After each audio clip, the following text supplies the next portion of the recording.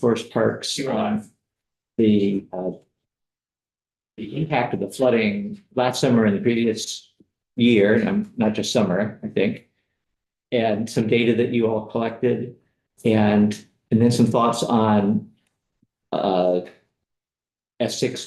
and H2. S60 is the bill that we're actually looking at, but the relief fund. We've talked about possibly expanding the coverage to forestry operations. So we'll turn it over. Who's going to kick us off here? Thank you, Chair Durfee, and thank you, members of the committee. My name is Oliver Pearson. I'm the Director of Forests within the Department of Forest, Parks, and Recreation.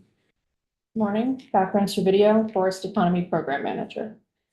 And thanks for the opportunity to share some of the data that we collected using surveys about the impacts of the July 2023 and July 2024 floods on businesses operating in the wood products sector in Vermont. And as you said, a few thoughts on Senate 60, which we understand is in committee currently. There we go. So a few high-level points to share before we go into more detail. Based on our analysis, the forest products sector experienced large financial losses from the 23 to 2024 floods.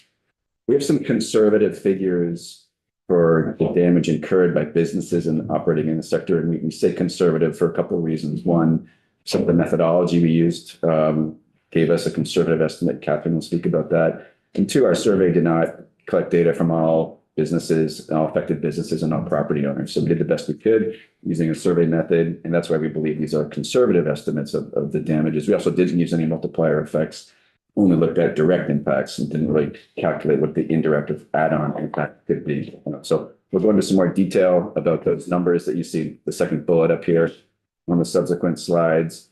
But I think from the sort of high-level perspective, as this committee reviews Senate 60, I think FPR's positions as we support, including quote unquote forestry operations in this bill, and we'll get to the specifics of what we mean by that. But should this committee decide to expand Senate 60 to also include businesses operating in the forest sector, that would be agreeable to the Department of Forest, Parks, and Recs for what's that worth. We will say that the definition of forestry operations used in Senate 60 and House 229, which is tended to be, say, 2602, is limited to logging and on-site processing.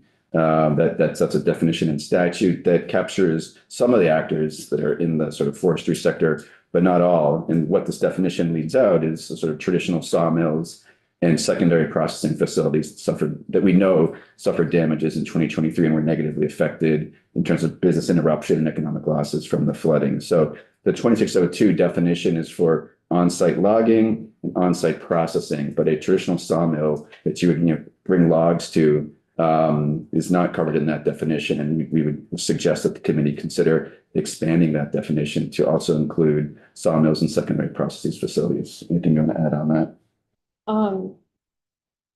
I think the only thing I would also mention is I'm actually not sure, I'm not recalling off the top of my head if that definition also includes transportation or the movement of the raw materials from those forestry operations. I don't. The existing definition that you're citing there. Yeah, so in Title 10, the definition of forestry operations, there's two different defined forestry operations in Vermont statutes. One's for the right to conduct forestry law, and then this one is in the underneath Department of Forest, Parks, and Rec.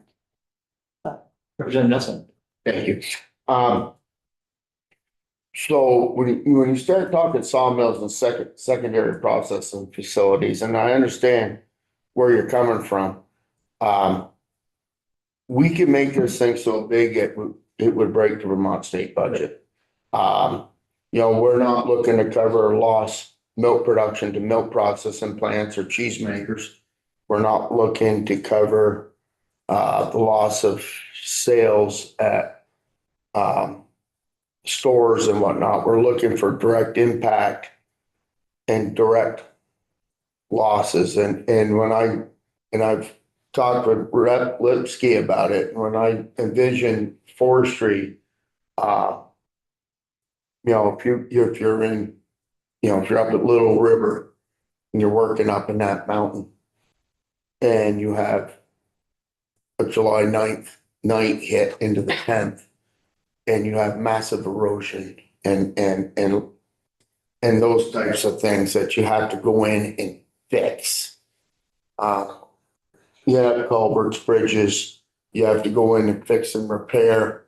You know, and we talked about the disruption to the wood harvesters and, you know, the Sam Lincolns and the world but we're not looking to cover the custom operators that lost 200 acres of corn to chop either. But anyway, that's, Yeah. So, right, and I think we want to be conscious of whatever the scope is ultimately, and yeah, I mean, you can begin to see where it would get beyond, you know. I'll also mention, though, that we spoke just casually yesterday about landowners and the impact if there's standing timber that's, you know, through force of wind, knocked down and no longer has any value. You know, that's just another thing to consider, that's straight. which I don't think would be covered in either, also would not be covered in the definition. Yeah, I think we defer to the committee's perspective on that. We just wanted to point out what is covered in that definition, what isn't. There are some secondary processing facilities and sawmills that did suffer damage in the 2023 floods, but I take your point, but limiting the scope of this, and we can move on. We have no further comment. Okay, that's fine. Thank you. But did you have a question, Representative O'Brien? Just following up on your point, Dave, say like the ice storm in 97, 98, right? If we think of that as a crop in some ways, right? Both the property owner, but perhaps even sort of logging companies that might own the land and are involved, it's essentially the loggers. You know, where do we draw the lines on that? It's very rare for the logging operator to own the land that they're operating on. And that's one of the biggest differences between agriculture and forestry. And so, Yes. Yeah, and I think we appreciate the committee's interest in supporting the loggers that are operating on site. And certainly they would be the ones on the front line suffering damage from a storm event. We also we heard and visited after the 2023 floods, other processing facilities that, you know, weren't at the actual front lines of the logging, but had inventory that was, you know, they were too close to the river and they were flooded and their inventory was damaged. But I think we take your point. Yeah, and I think it's, you know, it's good conversation to sort of just be thinking about, you know, what scope might we ultimately want to include it. Great. So we have a couple of slides with some details on the 2023 and 2024 flood damage. Catherine was directly involved in collecting the data, designing the survey for 2023. So I'll let her run through a couple of slides with that information. yeah, so we did this survey and sent it out pretty broadly across our various contact lists and networks to try to get as much input as we could. And we say conservative estimate because when we ask for estimates on financial losses or business interruption, we did it in binned categories. So like less than $100,000, between 100, 150. And so we don't know exact number estimates. And so these are just going to be very conservative, kind of minimum baseline. So we had 90 respondents to this particular survey, and that conservative estimate was about $2.8 million of financial losses. The average at the county level was around 204,000, and then the counties with the highest amount of losses were Windsor, Caledonia, and Wyndham. The logging contractors were the most impacted category, with the majority of that loss being experienced by those businesses. And the primary type of damage was the business interruption. And so they just weren't able to operate. They were expending payroll to try to keep people working for them, even though they couldn't actually get them working. Various issues around just not being able to access sites. They couldn't safely operate. They couldn't comply with AMP, so they weren't working based on that. There's two tables with just a little more detail. Yeah, and so these tables just show you a breakdown of the percentage of the types of respondents we had, so the categories from forest landowner down to secondary wood products. And then those minimum losses. So we did ask about physical damages. And then we also asked about those economic, that's where business interruption occurs. So physical damages, what would that have included? So physical damages would be damage to roads, culverts, standing timber, and for, trucks. If they had like the actual mill sites, items like that, that's physical damage. And then this is just the breakdown by county as well. Then I'm sorry. Yeah, I was just gonna mention, is there a slide, we mentioned the insurance question? There's no more, there's not a bullet here, so go Okay, ahead. we did ask about whether or not they carried insurance policies that covered any of this. In the north, it's in the north half of the country, really, it's relatively rare for landowners to carry standing timber insurance. In other parts of the country, it's much more common, but it's pretty rare up here. And so pretty much no one had that. And then also business interruption insurance is another policy that can be purchased. And again, it was just not common up here.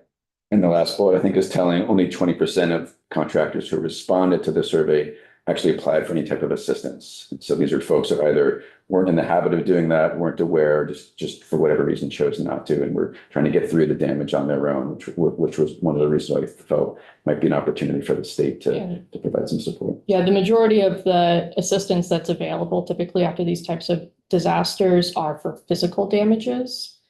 Whereas most of the losses that we could document were for business interruption or financial losses. So those typically are not covered by federal programs.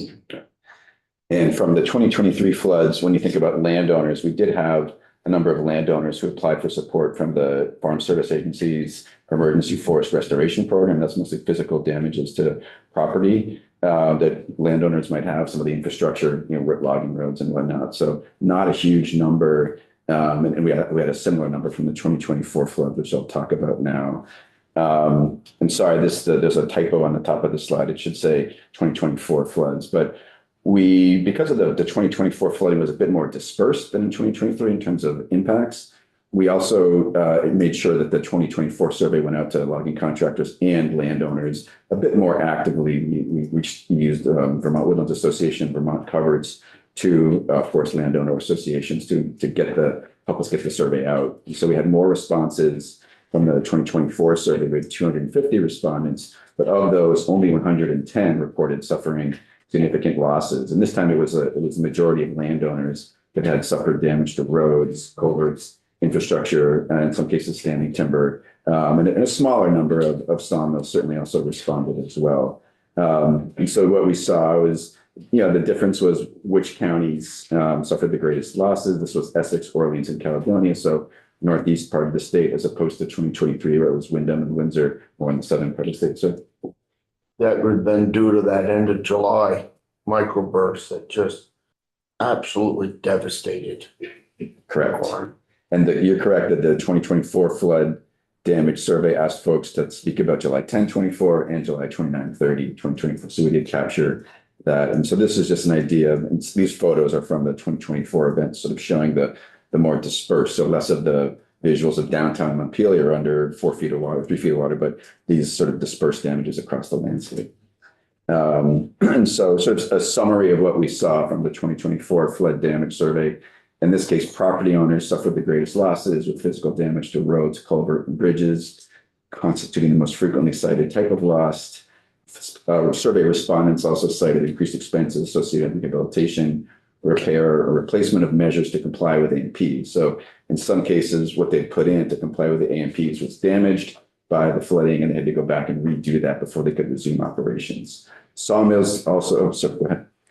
Were these losses eligible under BGAP? I don't believe there is eligibility under BGAP for this type of losses.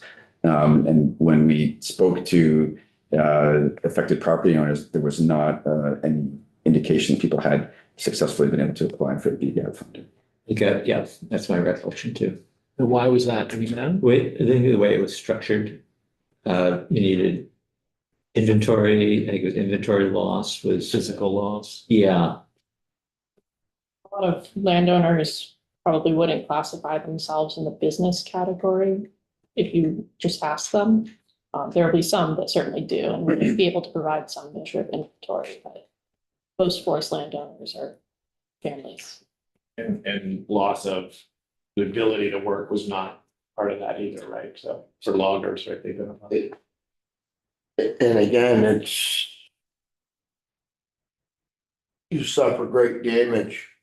Then you drive down the road and your neighbor's house is blown right off its pilings and gone, and you just say, I don't have it that bad, even though I lost, you know, tens or $100,000.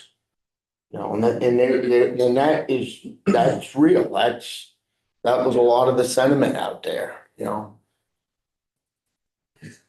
So, sorry, were you gonna say something? So, I just, you know, loggers, not that you don't want this kind of impactful floods, but loggers in the July storms, and there was actually one earlier, maybe late June in Stowe, that was right over the Worcester Range, and did a lot of infrastructure damage to public infrastructure. And but they instantly were being reached out to by the state or towns.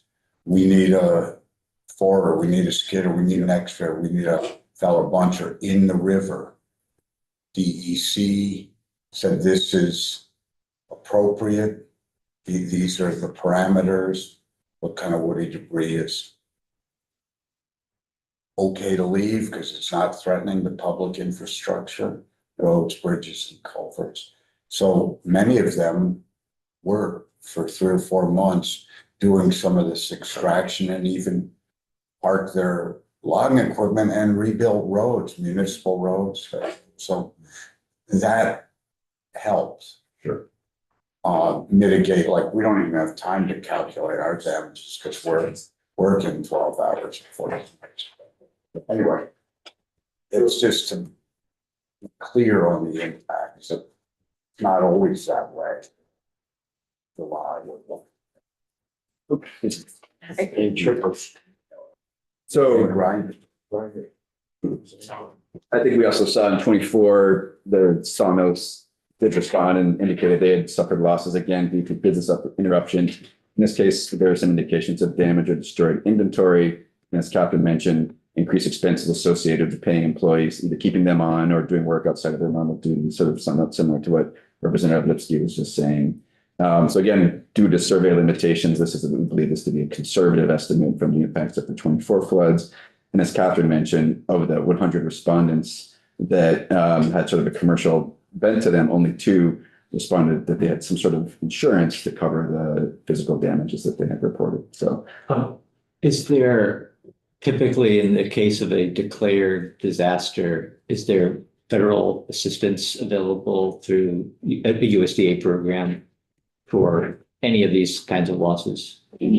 yeah, so the Emergency Forest Restoration Program, which is administered by the Farm Service Agency, but through one of the local NRCS offices, does allow landowners to apply for funding to cover a cost, a percentage of repairing damages to infrastructure associated with forest management, and to take some measures to restore forest health if the forest had been damaged by the disaster or flooding or storm event. And we, as I said, in 2023, I think we had around 50 landowners who submitted applications that were eligible and are being processed, and they will eventually receive funding, we hope, through the Emergency Forest Restoration Program to cover a share of the costs associated with restoring their land. We had a smaller number from 2024 apply. It was around 30 administratively complete applications that are still being reviewed by the Farm Service Agency under that program. And was that the numbers you just cited, was that data that you collected through the survey, or that's independent? That's independent. We play a role in partnership with USDA in reviewing applications.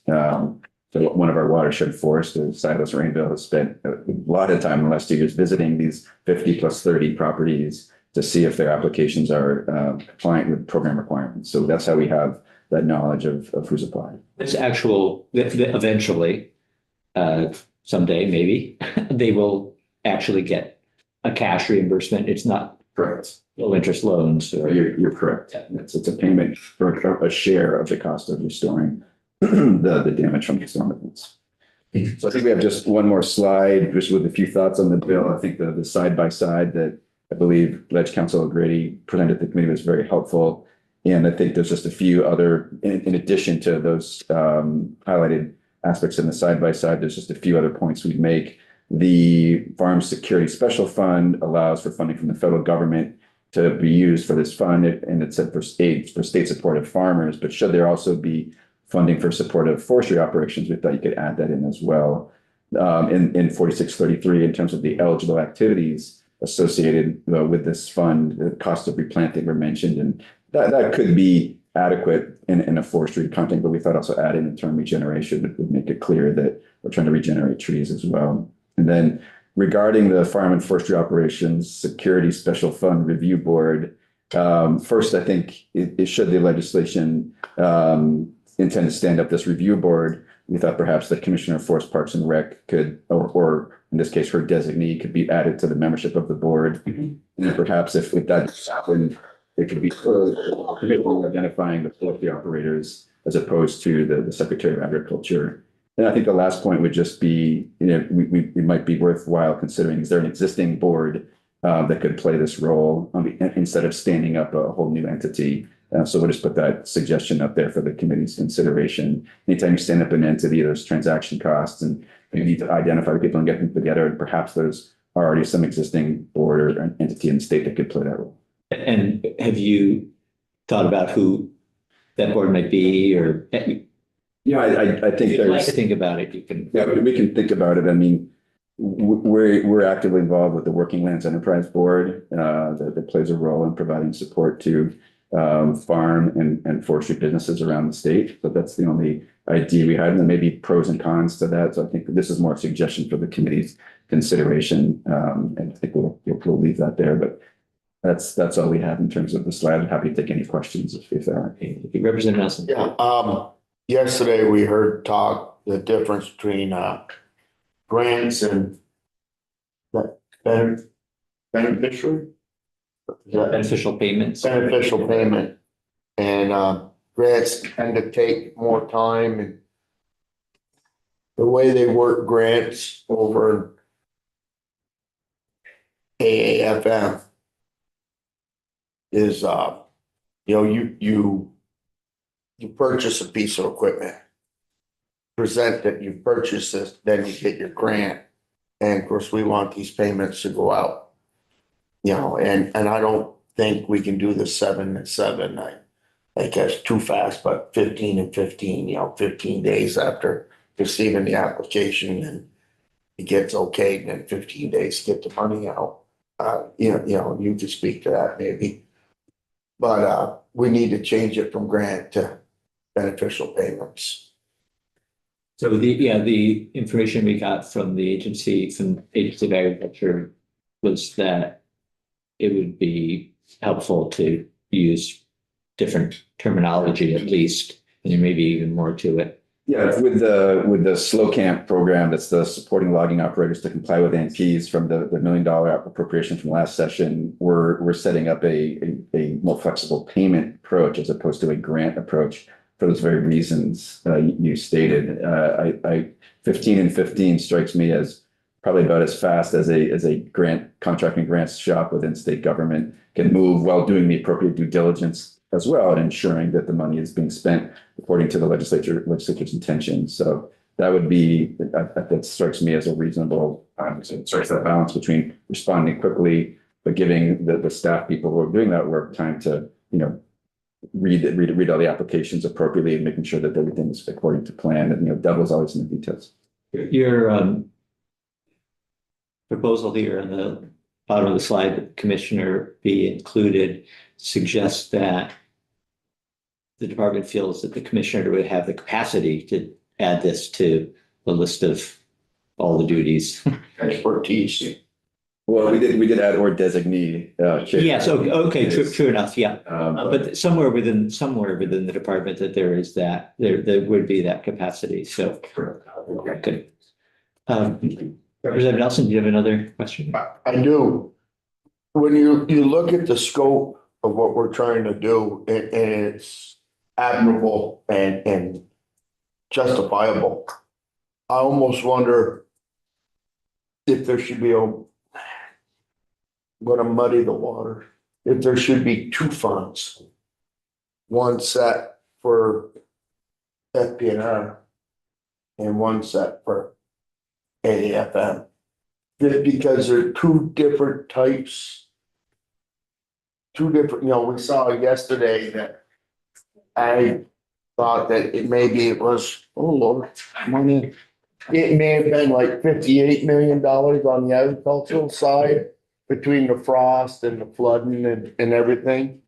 And this being a first come, first serve, we already talked about how this fund could be diminished in one event.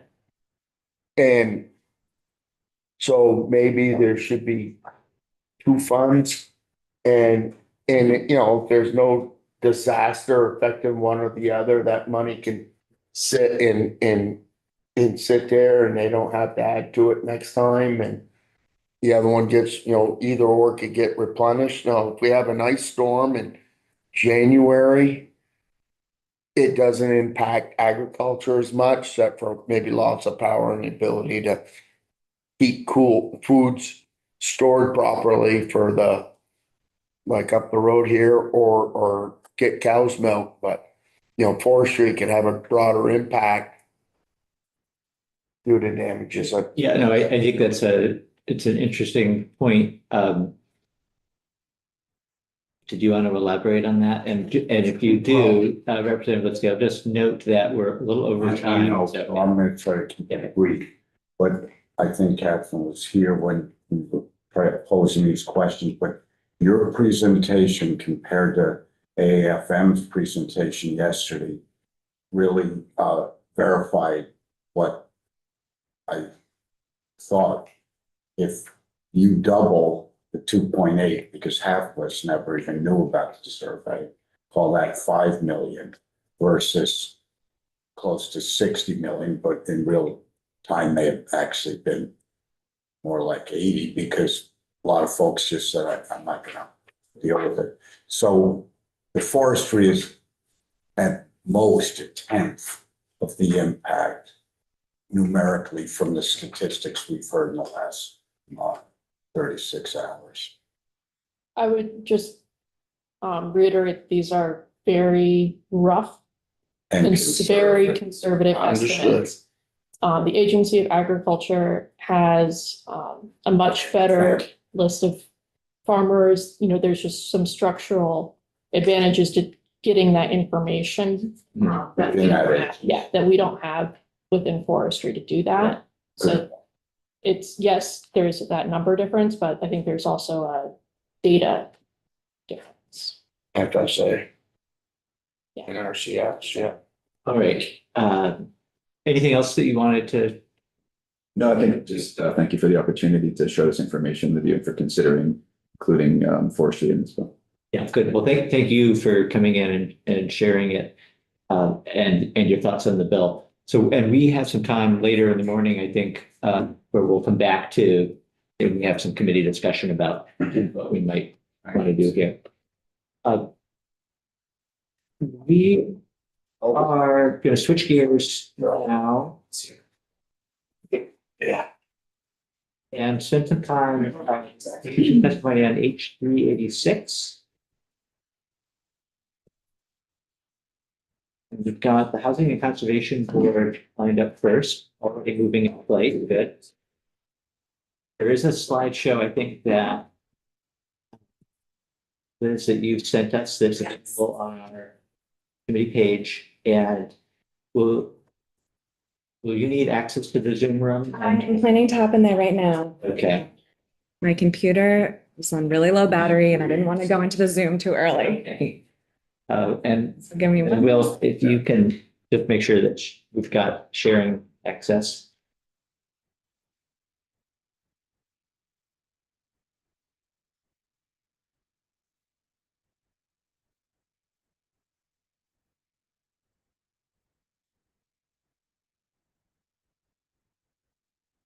It's there.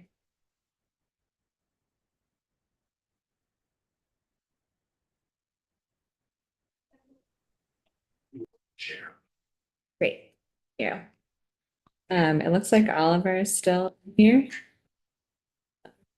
I mean, you can't get. No, I can, I just didn't know if Okay. I meant that. No. Right. How does that look? That looks good. Um. Okay, good morning, everyone. Thanks so much for having me. For the record, I'm Liz Gleason, our program director for VHCB's Farm and Forest Viability Program. Really happy to be here this morning. I think I'll start up here. Gus is going to chime in. I don't know if you want to pull up a chair at all. Okay. Great, you can chime in from the sidelines. We're all splitting this hour till 10:30, so I'm gonna give a super quick overview of what we're thinking we'll cover between me and Jake and Gus, and then jump into my slides. So mostly we're really excited that the committee is thinking about this issue. The network of service providers and partners that we work with in the state really think that farmland transfer and land access are so critical. So really excited for the opportunity to talk about it and share what we're working on and hear what's coming up for you. I'm going to start. Gus and I will cover both like the network of organizations in Vermont already doing some of this work. We'll talk a little bit about what the Farm Viability Program does, what VHCB's conservation dollars do, and then Jake is going to give sort of a statewide systems perspective and talk about how the farm to plate planning and the Future of Ag report are really related to this, and a couple of really specific recommendations that those reports have made around transfer. And please jump in at any time with questions. Really want to make sure that we're answering the things that you all care about, and it will not mess up my flow, I promise. All right. So one of the things that is really special about Vermont and about our ag and food system here is that we have a lot of really amazing organizations who do a lot of different kinds of support. This slide is specifically about people involved in farmland transfer. Throughout this presentation, I'm also going to be talking about land access. There's sort of two sides of the same coin. Almost all the same interventions and programs are related to both of them, though transfer is its set of specific, unique challenges also. But I'm kind of talking about both of them together. I'm probably missing someone on this slide with my memory post children. It's not what it used to be. So if anyone notices something missing, let me know. But the folks on the left are organizations that have people on staff who are directly out in the fields, at kitchen tables, with farmers, working really deeply, intensively, directly with farms on farm transfer or land access. So that includes the Center for an Agricultural Economy, the Intervale, Land for Good, Liberation Ecosystems, NOFA, UVM Extension, the Ag Mediation Program, the Vermont Land Trust, and VHCB, both the Farm Viability Program and our conservation dollars too. So that's people who have the capacity to provide really individualized support and move these deals along more effectively and efficiently. There's also a lot of other really important supports that make farm transfers happen. Obviously, attorneys and tax accountants, and we'll talk a little bit about this at the end, but one thing that this network of service providers has noticed is that we don't really have enough of those professionals who really deeply understand agriculture. And obviously, any of them should have the basic skills to do these kinds of transfers. But in terms of being creative, really understanding the options, having a deep understanding of agriculture, we've had a couple key retirements recently. So we're really feeling the lack around farm transfer. Lawyers and accountants. And then we also have like policy folks like Farm to Plate, the Land Access and Opportunity Board, Rural Vermont, the Agency of Ag's Future of Ag report. All of these are people who sort of play in that ecosystem. We have a lot of amazing lenders that are really critical to these deals. This is not all of them. We see local banks often being a really good option for farmers. But the Farm Service Agency, Vita VAC, Farm Credit, Vermont Community Loan Fund have all identified like really specific parts of their work that is ag focused and do have existing interventions that they use around making farmland transfers more feasible. Yeah. Nelson. Would Vita be part of that? Yes, sorry, VAC, Vita, VAC. Oh, is the that's Vermont VAC, Ag okay. Credit Corporation. Yeah, so yes, definitely a really big part of that. Yeah. And a couple projects that I wanted to share that I'm seeing this group on the left work on recently. The Intervale Liberation Ecosystems and NOFA are sort of collaborating on this resource guide, particularly for younger beginning farmers around alternative land access models. As I'm sure you're all aware of, like land is getting expensive, housing is expensive. We are seeing more people who are interested in rather than like one individual farmer buying a farm, that's just not financially feasible. How do you do that collectively? It's really hard. It's not like you can't just read the guide and go do it, but this guide will be a really important resource to share what people have learned who have been doing it and making it more feasible. They're quite complex, like legally and financially. So there will be a guide coming out, I think, and it's already being used, but it's not publicized yet. It'll be coming out in the next year or so. So that's just one example of the ways that these organizations are like, not only are they doing the direct service, but they're also providing resources. Right now, I'm working with Land for Good on, the Farm Viability Program has established guidelines for different kinds of planning work, including transfers, and we're working on updating those guidelines right now. So there's definitely a lot of really neat things happening, and everyone who works in this world also agrees that like there's so much more that we could do. Any other questions on this slide and how these organizations work together? Representative Lipsky? Liz. Yeah. Does Land for, I like that you collaborate with Land for Good. Do they provide counseling strategies and you help direct possible funding? You guys Yeah. How you collaborate with them? Yeah, I've so heard for sure. lots of things about. Yeah, they're great. They've been working on farmland transfers for a really long time. They work regionally across New England and beyond. Right now, VHCB, through our Farm Viability Program, is resourcing all of these organizations for their direct service. So I'll talk a little bit more about that model that we use, but I collaborate directly with all these organizations, both on enrolling clients, like doing needs assessments for those clients, matching the farms with the right service provider for their needs.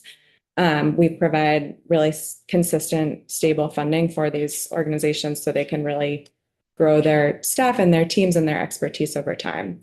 And so like what we've been doing for the last 10 years or so with Land for Good in particular is that they have a field agent in Vermont, Mike Gia, who's really focused on farm transfers, and we fund his time to go out and work with between like 8 and 15 farms a year, I would say off the top of my head. And all of these organizations have staff who are doing some of that work too.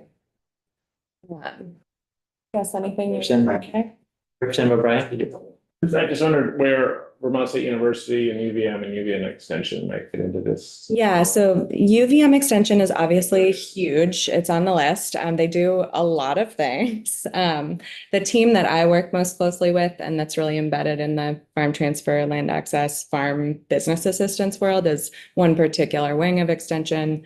They run the Farm Viability Program there. Farm Viability is like a network collaborative program. No one person owns the whole thing. So UVM is one of the partners in it, and they have I think right now 3 or 4 staff people who are specifically doing both farm and forest, business planning, transfer planning, helping people understand their financials, helping them understand like the legal implications of business transfers or business startup. So they have one team that's really focused on that kind of work in addition to everything else that they do. So will is it called CAFE, the Center for, What's it called? Center for Agricultural. Yes. will they Okay. tail into this? Yeah. My understanding is that their focus is really on like that incoming generation. My coworker, Callie Hastings, who manages all the client enrollment and works with all the farmers with farm viability, is part of the sort of steering committee for that. So there's definitely, people are definitely making connections there. I don't think their plan is to do any like business services for farms, but they're certainly an important part of the ecosystem and helping new farmers understand how to run their businesses. And one thing that I've noticed since I started this job is that there's just like much more of a culture, I think, especially with younger farmers, feeling like not only do I run this farm because I really love growing food, working with animals, like I also understand that I'm managing a business. So what do I need to know to do that? And I think that CAFE can be a part of helping with that sort of culture of business management. Doesn't sound quite as fun, but it's very fun for people who love it. Great. Yeah, guess anything you'd add, especially on sort of the network and funding? Just to point on it, I think you've said this, but what Liz's program does is contract with everybody on the left. So we have a contract that has production goals in it, has accountability. And the other thing that Liz's program does is a lot of quality work with all the providers so that we are assured that there's good outcomes for people. And there's matchmaking that takes place. Some of those partners bring clients directly in and I'm sure we're going to work with. We also are referring out to people and trying to make the best matches we can. There are some other programs that I think we'll get to further in the presentation, but the Vermont Land Trust has a farmland access program and has raised, I think, over $10 million now, where they're actually buying farms, leasing to young farmers so that they can build equity and eventually become the owners of that farm. That's another piece of the future as well. Thank you, Gus. Yeah, and I'll talk a little bit more about the professional development that Callie and I do later, but that is really important, like especially with farm transfers, in order to be really extremely helpful and skilled at walking farms through that. It does take a while to gain those skill sets. And so we spend a lot of time doing professional development, having different sort of service providers shadow each other so they can see how each other work and really working collaboratively together. So moving over specifically to what farm viability does, I'm going to be calling it farm viability today because we're talking about the farm side, but really want to make it clear that we also work with forest businesses on the same kinds of projects. So farm viability has, I would say, like roughly 3 separate wings of what we do. They're all very complementary, but I'll describe each of them a little bit differently. The primary reason we were set up in statute 20 plus years ago was because a lot of people really saw the need for a really like in-depth, highly intensive and highly individualized business coaching program for farmers to help them navigate like really intense market conditions, figure out how to make their businesses viable. Farms are generally like fairly low margin businesses. So how do you make sure that farmers are making enough money to pay themselves, keep them in business, pay their workers a good wage, take care of their animals, like really getting into the sort of business management skills that help us have thriving farms and farmers and farm workers who make a living wage. So that was why this program started. And that's where the most of our resources go, is that really intensive. We could be working with someone for 2 years, 3 years, sometimes. Mike Gia, who I mentioned, who works for Land for Good, told me the other day about a farm that he had been working on and off with for 10 years to get that transfer through.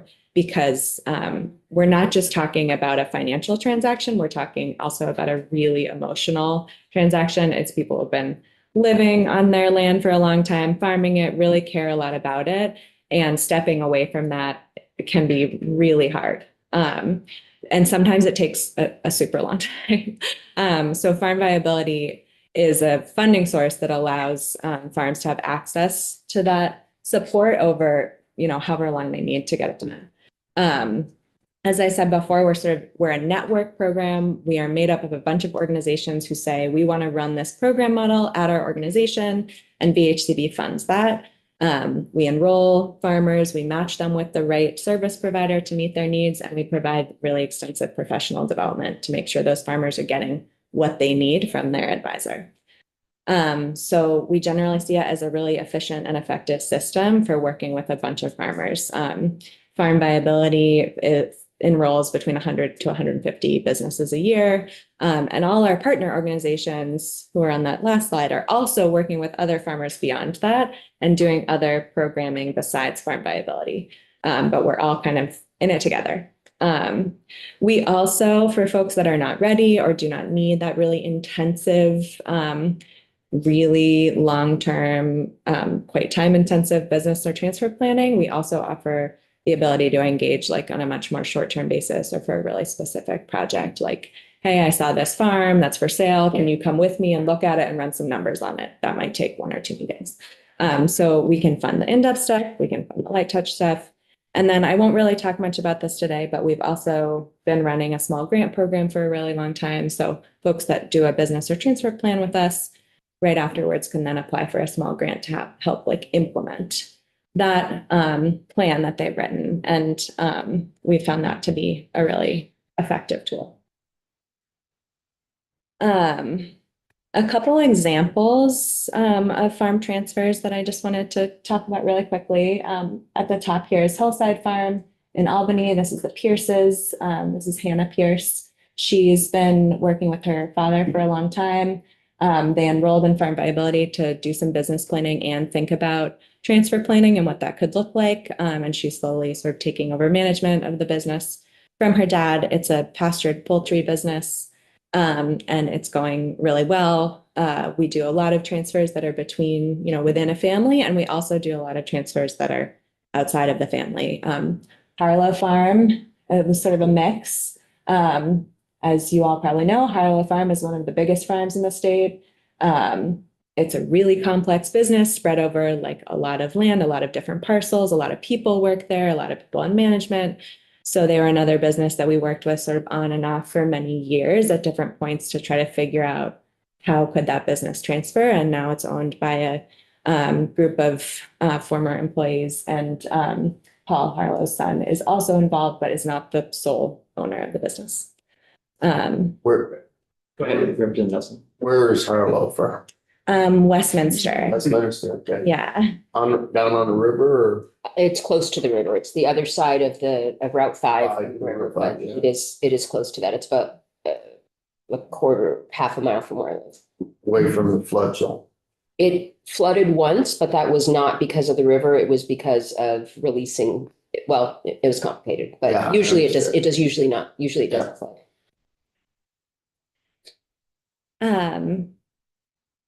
These bubbles on the right are just some examples of impacts that we see right after engagement with farm viability. We see a lot of people come to us because they're trying to grow their business, increase sales. Not everyone, some people are actually trying to shrink and find that to be a better thing, but mostly we're working on increased food production. Last year, that average increase was 45,000. So we saw some people grow by a little bit and some people grow by a lot. We help people access capital, both grants and loans. So last year, our clients accessed over 5.5 million, really focused on improving business management skills for the long term. And we also see a lot of job creation. Another couple examples of both farm transfers and land access projects. So Last Resort Farm on the left here is a family transfer in Moncton.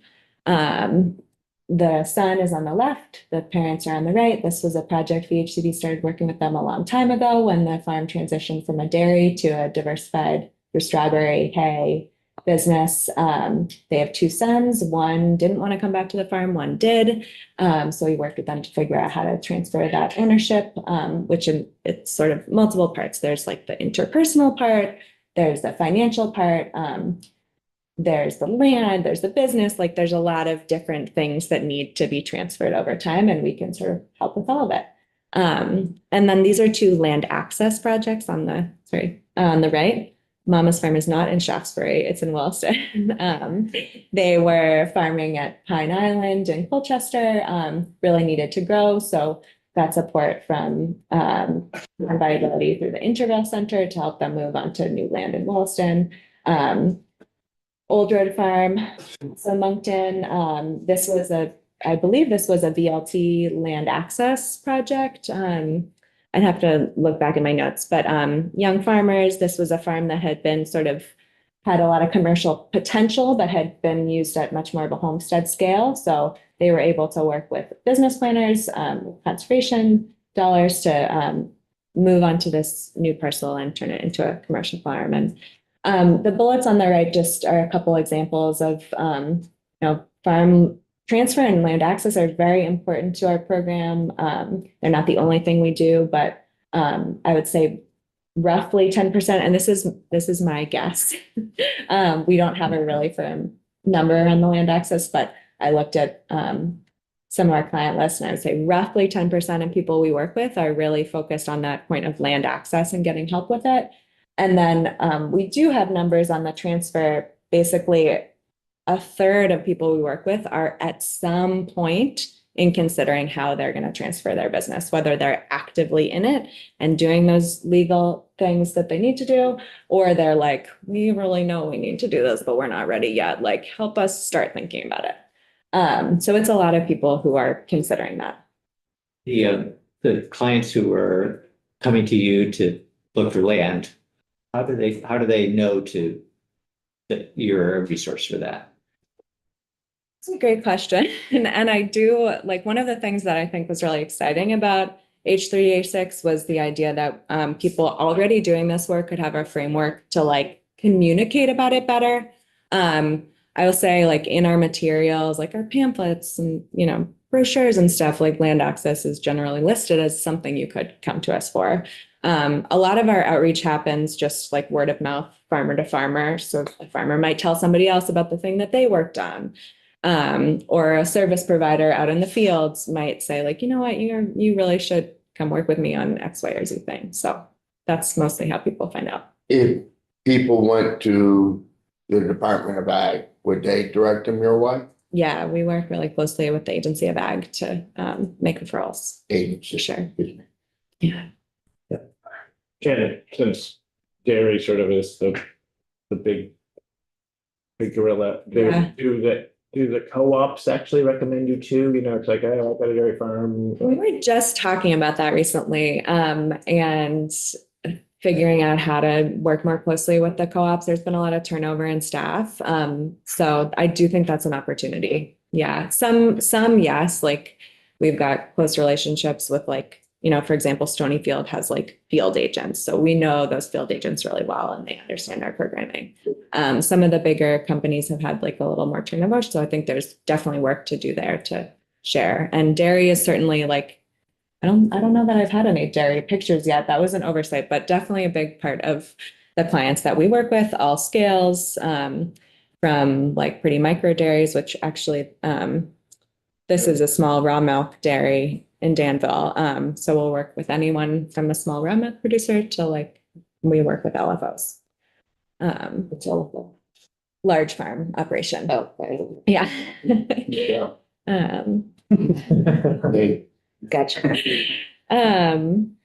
Sorry, too many acronyms. I do not expect you to keep track of all of them, and I can't either. His new nickname now. Yeah. So farmland conservation, this is where I'm really hoping Gus will catch anything that I miss. But VHCB also has our whole farmland conservation program, which we've been doing for 38 or so years since VHCD started. Couple quick numbers. Since 2020, we've conserved 78 farms. A lot of farmland conservation deals come in at the time of transfer, and we'll talk a little bit more about that later. But it's really often a tool that the entering farmer might use to make that farm much more affordable, whether they're buying it from their parents or somebody else. It's an affordability tool at that time. So about half of the projects that VHCB does on farmland conservation facilitate a transfer to the next generation of farmers.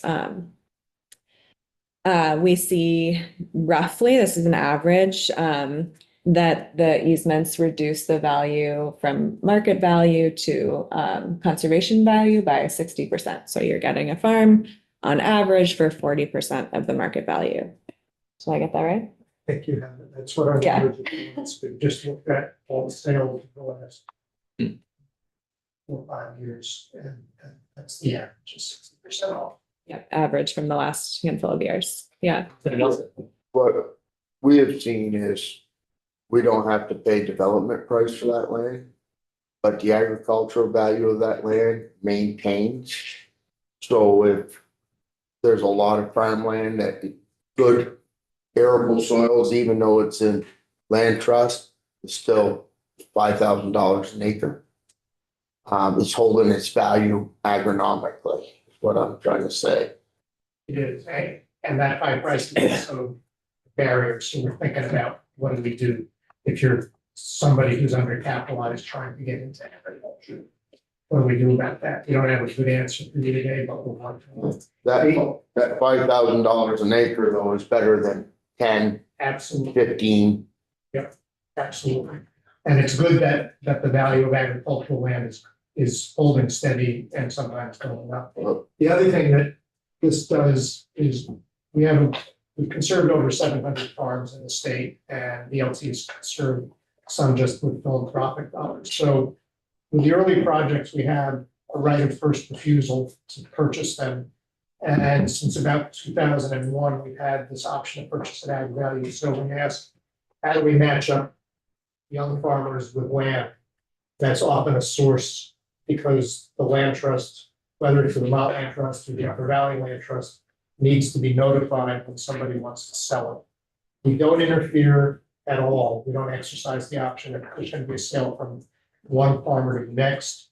But if somebody wants to sell their farm as an estate to a non-farmer, then we may well intervene. Representative O'Brien. Liz, it says NRCS is a major funder. So if you could speak to that, just given our climate now, but also, are the Act 250 mitigation funds, do they also go into this? Yeah, so Act 250 mitigation funds, if you want to know more details, Gus can speak to that, but yes, they contribute. We partner closely with NRCS, not on every single project, but on a lot of farmland conservation deals. Often we're matching state funds sort of 50-50 to NRCS. So it's extremely critical. Yes, we are tracking what is happening to NRCS. I haven't said anything about the federal climate today, but it's definitely like on everybody's minds. Farmers are paying attention. We've seen many years of inflation. Farmers are wondering what will happen with tariffs and wondering what that's going to do to their business. They're wondering if they'll be able to access funding from NRCS next year. My understanding from NRCS is that any previously signed contracts are now flowing, but because of uncertainty around Inflation Reduction Act dollars, NRCS was planned to have received many Inflation Reduction Act dollars. That funding will likely be much more competitive in the future with NRCS. What else should we say about Who holds the easements then? Is it Land Trust, BHCB, NRCS? We co-hold, but they have what's called an executory interest. So they could step in if we're the land trust gave up our interest, but they're called at the state level. and co-health. And in terms of funding levels, it's been a steady $2.5, $3.5 million a year for many, many years, going back to the 1990 Farm Bill. We don't have any reason to think at this moment that won't continue, but there was a lot of money for Inflation Reduction Act. And we were first told to get $12 million that provides, it's gotta be matched 1-for-1. Then we were told last year, no, it will only be 6 million, and now that's on hold. So, because we don't have contracts for that, but we just got news last week that the state office had gotten approval for another more than $1 million in matching funds. So things could change, but right now, we think that the continues that the current program is going to hold steady.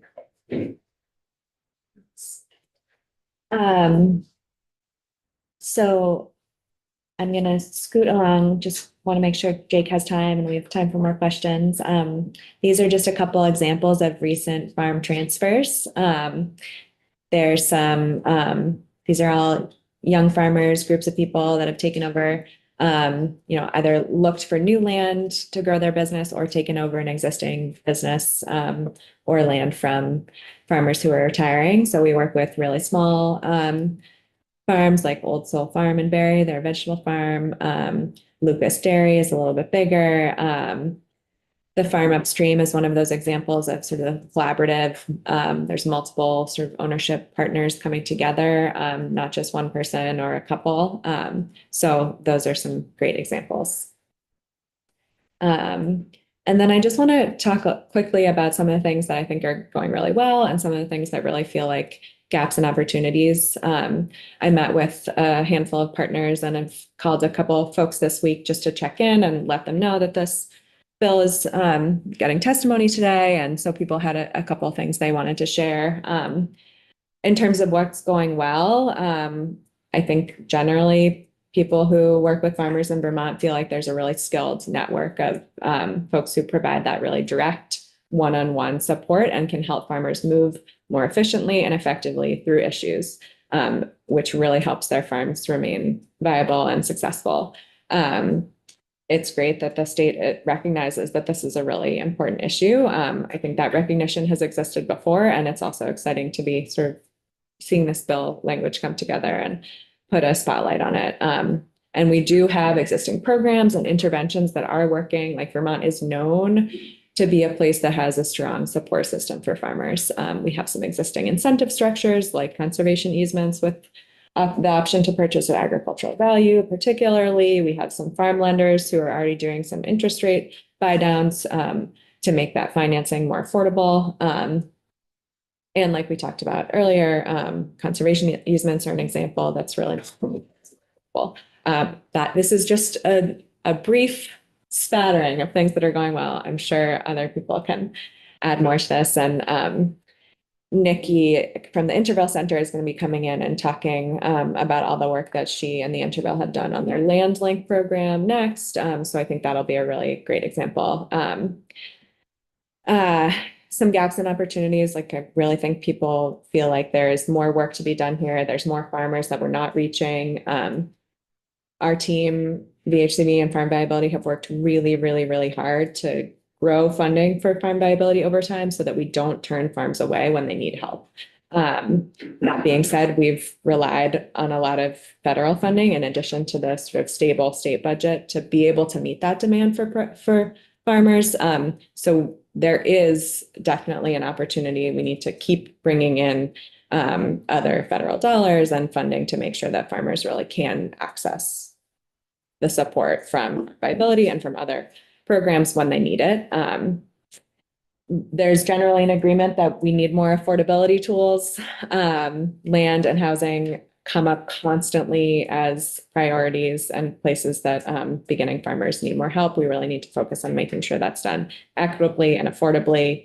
Building out Land Link. I mentioned the lack of attorneys and tax accountants earlier. We've seen some, we just had 2 people retire who I've been working with through Farm Viability for 14 years who had a deep experience in farm transfer. So we're now doing a lot of professional development around this and we need more people to do that. And then potential decrease in NRCS funding. I don't mean loss. I do mean potential decrease, but it says less. And I feel like I've really cut into Jake's time here. So I'll hand it off unless you all have any more questions for me. I am wondering, and maybe this may not be a question that you have the answer to, but just in terms of VHCB, whether you have data on, how extensive your data is on farms, transfer of farms. So if a farm changes ownership somewhere in the state, would you know about that just, automatically? No. No, okay. No, but there is a really robust network of people out there. And for the farms that we are working with, and by we, I mean the network of service providers, not me. There is some data tracking. So like the Vermont Land Trust works together with us to track what's going on when conserved farms change hands. The Vermont Land Link is meant to be a place where people can do some of that data entry. Currently, it's not like crawling every real estate site to pull in anything that looks like a farm or something like that. Okay, well, thank you for that information, Liz. And is Jake going to come up next? Yes. Okay. There you go, Jake. Oh, got it. Awesome. I'm plugging in. He's got it. Yeah. This is my share. Liz is taking care of me. So for the record, Jake Claro, I'm the director of the Farm to Plate program at the Vermont Sustainable Jobs Fund. And thank you very much for having me today. As Liz said, I'm also very excited to be talking about H386. And I think what I'm going to try to focus on is really identifying how this could be a really strong framework for supporting a lot of our state's strategic goals, and some specific input too on how the bill could address that. So I think at any time when we're talking about agriculture, our food system, succession and transfer are really critical, for the continuation of keeping farming and farming, and transferring the practice from one generation to another. But I'm going to talk a little bit and share some things that I think at this particular time it's an even more important issue in the state of Vermont, and this is an issue that touches a lot of different goals that we have. Economic, environmental, and food access and food security. I just wanted to draw attention that in the agriculture strategic plan, there is one very specific goal that addresses the importance of this, goal 8, which talks about the need to keep agricultural land in productive agricultural use, and ensuring too, as a part of that access is more affordable and equitable, which we'll talk a little bit about as well. And this as an issue shows up in a lot of different areas of the plan. So you can use these issue briefs as reference points. So kind of obviously it shows up in the succession issue brief, but it's also talked about as a key issue for supporting future farmers. So there's kind of both tails of this, of those who are retiring or transferring, and those who are getting into farming or looking for land. It's a key issue related to farmland conservation. And then as Liz alluded to, there's a lot of interest in alternative land ownership and access models. I think Nikki will be talking about this too, kind of shared equity approaches. And so there is a brief in the strategic plan that focuses on those elements, and we as well have supported some of the work that the Intervale is doing around capturing some of the legal and financial components of those models. So that's, I think, a very big emergent issue that a lot more attention is now being given to. And then there is also a tax and legal service issue brief in the plan that talks a lot about the decline of rural legal professionals, mentions a lot of legal advice that's provided to farms is kind of like off the shelf. And that those interactions can become very expensive, or the advice that's given may not be optimal for the farm and kind of how they're structuring things. And so there's a lot to be done in that area as well, which I'll talk a little more about Jake, too. if you can just pause for a moment. Will, is there a way to remove that black box from the lower corner? Yes. Oh, yeah. And then Jake, I don't know whether you can do anything to, Yeah, let me go. I think we'll go to like a presenter mode here. Okay, yeah. There we go. Great, thank you. All right. Yeah, so tax and legal services was not getting its due there. And is a really important issue. So those are just in this document, they are linked so you can reference these materials afterwards as well. So talking about it's always an important issue, but there are some really important structural issues right now, I think, to consider about why succession and transfer, why we as a state need to put, I think, more resources and attention to this. So if you're looking at kind of demographically, the average age of a Vermont farmer is almost 58 years old. That has there we go. In so many ways.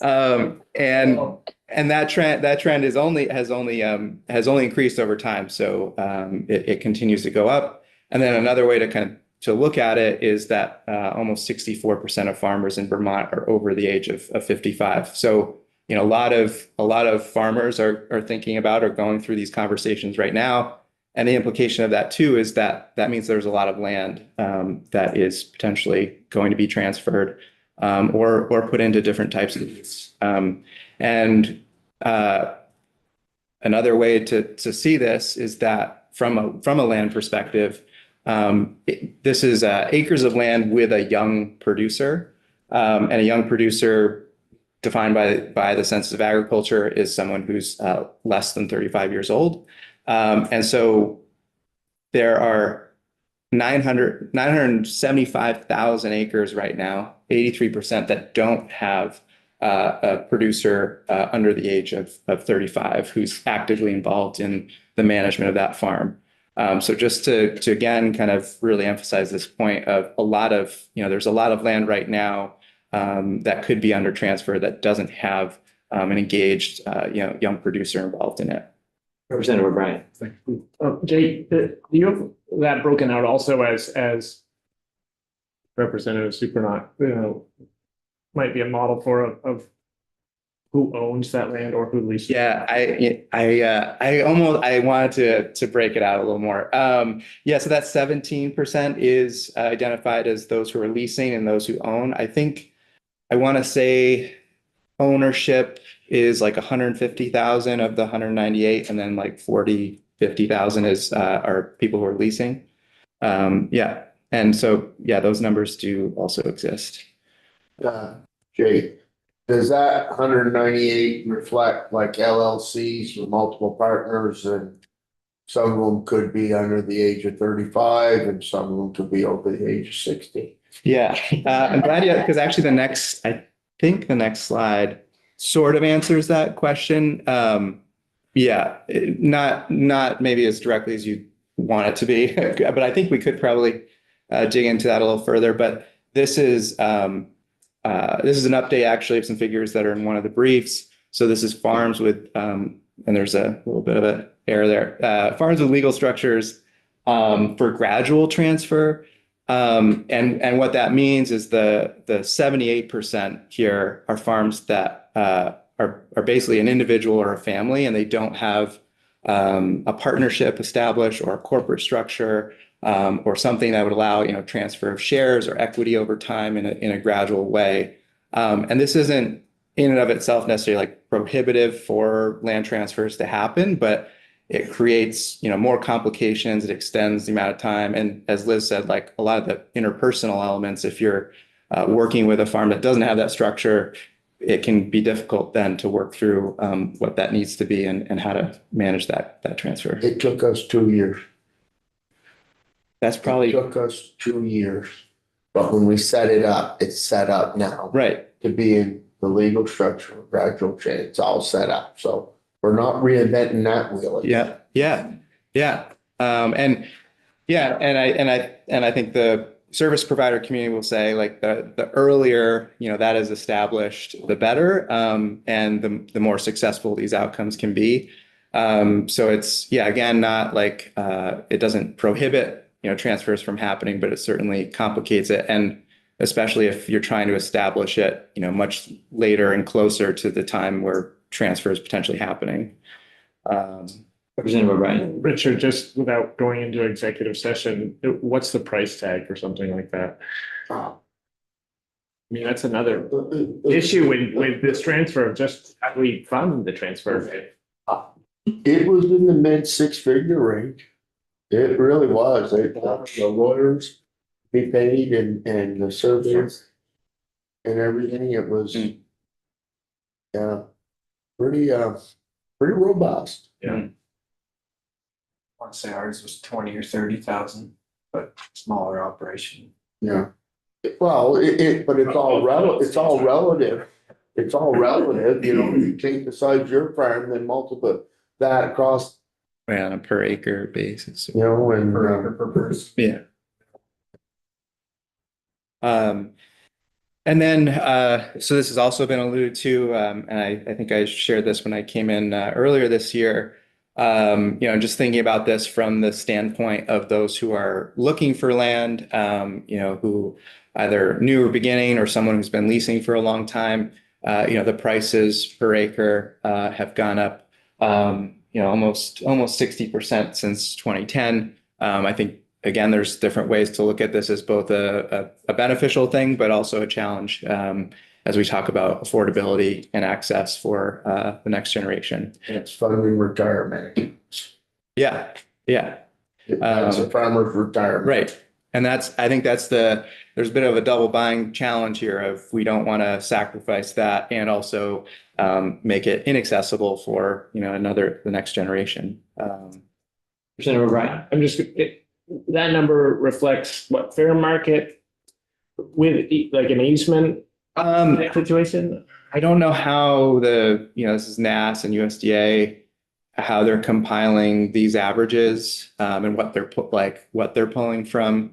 So I'm not sure, 100% sure on how that's calculated. I could just jump in and say that, when Gus and I were talking earlier about that 40% of market value, the average per acre cost post conservation, I think was like somewhere around 30,000.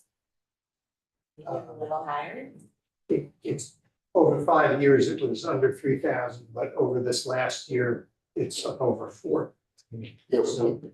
We skewed it up there in Orleans County. Well, When we bought our neighbor's farm. isn't just, Yeah, and then some other sales. yeah. Representative Burt, question. Yeah, well, I just wanted to make the point, you kind of mentioned it, but that you, and Richard, you alluded to it too, of how that's a farmer's retirement, but that's a double-edged sword, or however you want to look at it, where we want that land to stay in agriculture, right? Mhm. And that's one reason why when we were looking at current use and the tax going on to farmers is based off of the value of the land instead of the value of the product that's coming off the land, which has been modified over the last 10, 15, I don't know how many years, but we see a steady increase in what taxes are getting charged to the dairy farmers when they're getting paid the exact same amount as 10 years ago Or less. So we're forcing farmers to make that their retirement account. When we make current use based off of land value versus use. So it's heavy on use, or heavy on land, it needs to be more if we're gonna, because you're getting paid the same thing you did 10 years ago. We want to preserve farms. Great. And not showing this, but this is for the New England region still. Yeah, this is still relatively on the lower side. I think Maine has lower farmland per acre. And Iowa's higher. Yeah, so yeah, relative to other New England states, this is still relatively affordable, but it has been going up. Is there, just before we move on, that's a Vermont, those are Vermont numbers? Yes. Statewide? Yeah. Yeah. So when we're looking at, and this is where I, think a lot about where H 386 could, where can it enhance the foundations that exist? When we look across the different briefs that were developed for the strategic plan, there's a theme that emerges across all of them. And I think if you read through each of these, you'd see that, we have a really strong, service provider network. We're known for innovation. We're known for, being really efficient with those services. And there's an overall willingness when we're talking about, say, alternative land ownership, to engage on that issue and innovate and create new models. But the last bullet, which came through the tax and legal services issue brief, and highlighted there is that, there's huge demand for these services. There's huge structural issues. So in light of that need, the resources are too thinly spread. We're relying on too few people to do too many things. And that came across very clearly in the planning process. And I think there's, as Liz mentioned, we have 2 people who just retired. So we're kind of losing some of that expertise. And so these conditions, haven't changed since the strategic plan came out. And so what we, the strategies that came out of those findings, the 3 that I wanted to point to that I think also relate to some of the framework and items in 386 are, we establishing funding mechanisms, including for farm transfer financing that address specific food system investment gaps. The expansion of funding for existing programs that are dedicated to access and conservation. And then there's a lot of ways that that additional support could then be leveraged for new innovation. And then in terms of real human capacity, we had estimated that at least 8 additional business assistance providers and six of those specifically for dedicated farm transfer and succession support. And when we did the strategic plan, we had estimated that 4 of those could probably be working on dairy alone, and that additional 2 could be working on sort of more diversified and other types of operations. Those 6 FTEs, we had a basic calculation of $100,000 per FTE. So that would be about $600,000 of additional funding to support those kinds of positions. I think that could come in different ways. That could be new staff. That could be professional development for service providers that are already employed but just need additional capacity and skills to handle some of these very complicated transactions. And it could also be support of things like Vermont Land Link that has over the years kind of cobbled together funding to maintain itself, but is a really critical resource going forward for connecting land seekers with landowners. So there's a lot of different ways I think you could look at how to provide that type of support, but we did estimate $600,000 would be kind of like a baseline for how to enhance the system that does already exist. With that, I think we mentioned it a couple of times, or we've heard a couple of times, legal and tax professionals. The statewide shortage, I think, not just for helping farmland be transferred. Yeah. Is that included in your? Yeah, actually. Could that be part of this, or is that in addition to? Yes, it could be. And I'm glad you actually said that, because that's one thing I forgot to say is that, there have been discussions about like having that capacity in-house, say within the viability network, so that they're not relying on outside lawyers and much more, expensive kind of relationships in that way, that they could have someone who's either a tax professional or a lawyer on staff who's a part of that team, that service provider team, and has specific agricultural expertise, because that is something that's been hard to find and is diminishing just in general with the loss of like rural legal services. So that is, yeah, that is an idea that has been floated, and I think something that, would, yeah, should be considered as a part of, what this enhancement of services could be. And then just a note on, so there's the section 2 of H386 that talks about tax incentives for land transfer and succession report. And in that, it identifies the agency working in conjunction with the tax department. I would just consider adding and considering the expertise of the Office of the State Treasurer as a consulting entity. They can provide a lot of expertise and insight on the potential financial innovations for farmland access and transfer. In that, they're responsible for managing investment of state funds and could provide clarity as to how those investments could be leveraged for this purpose. And they already have some existing authority around directing state investments and deposits to local investment as credit. So there's a lot of potential avenues here that I think that they could provide insight and potential innovations around. And I think certainly to the State Treasurer's Office, whether it's some of their work on resilience recently, baby bonds, medical debt, they're coming out with a lot of, I think, innovative ideas for how to use state investments for productive uses for the state. And so and just as an example, there are other states that use that that are using that capacity. The main one that I've seen, and specifically for farmland access programming, is linked deposit programs that use state deposits to secure lower interest rates. So there's an agreement made where the state takes a lower rate of return and uses that to buy down the interest rate on a farmland purchase. So just as an example of there are states that are doing this that can be looked to, and certainly there's more that probably could be done if we dedicate ourselves to looking at it. And that's what I have. And just lastly, I want to say, Liz listed a number of organizations that I think would be great to also call into the committee.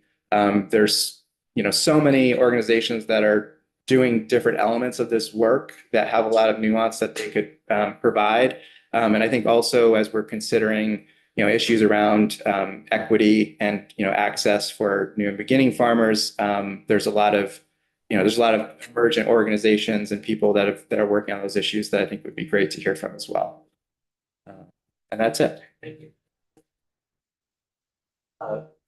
Gus, yeah. Just one other thing, which we had to work. Obviously, we're very excited to have this legislation. We had to work with you on it in more detail. One of the things legislation speaks to is setting up another board. I just wanted to let the committee know that we currently have a different statute in the agency. So that may be a structure that could be tool. If you're interested, we have to work with on that. Right. Thank you. And thank you, Liz, for coming in. We'll take a break now. Got more testimony that's coming right up, so we'll take 10 minutes.